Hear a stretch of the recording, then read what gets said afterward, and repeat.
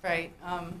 So this is my first time doing stand-up comedy. I know, thank you for your support. Everyone that's gone so far has been so amazingly funny, so I am pretty nervous. But you know, I did hear that to be a real comedian, the first time you get up doing stand-up, you need to bomb.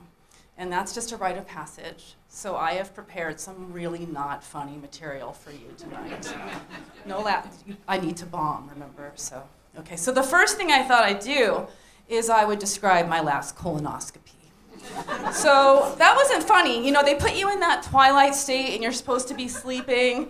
But I woke up in the middle and I saw this screen in front of me and in like high definition probes like going through my body. And I was horrified. I was like, oh my God, what is going on?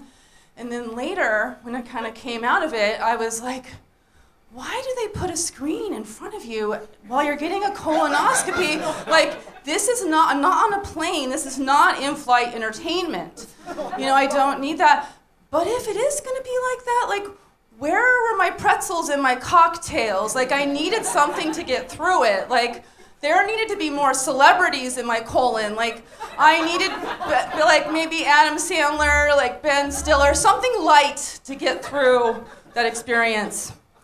You know, there's also taboo stuff that's not funny, like incest, not funny, right?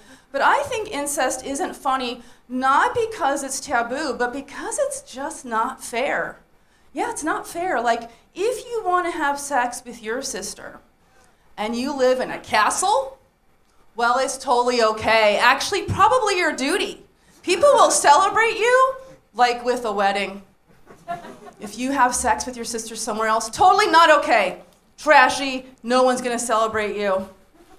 They might still come to your wedding though, but just for the gossip and the gawking, you know.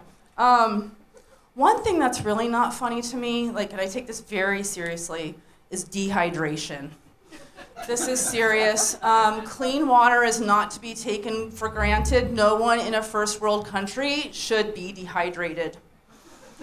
When I take a sip of water, I like to think of the people who need to travel really far in the heat, like miles, to get that water, and then they travel all the way back to bring it back, and how hard that would be.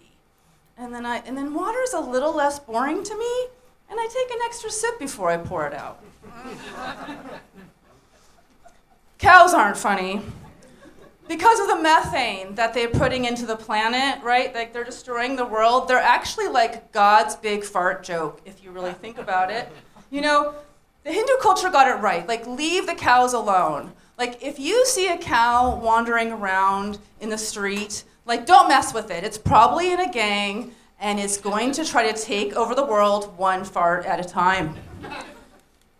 But what's really not funny to me, personally, is mental illness, because I have a very serious one.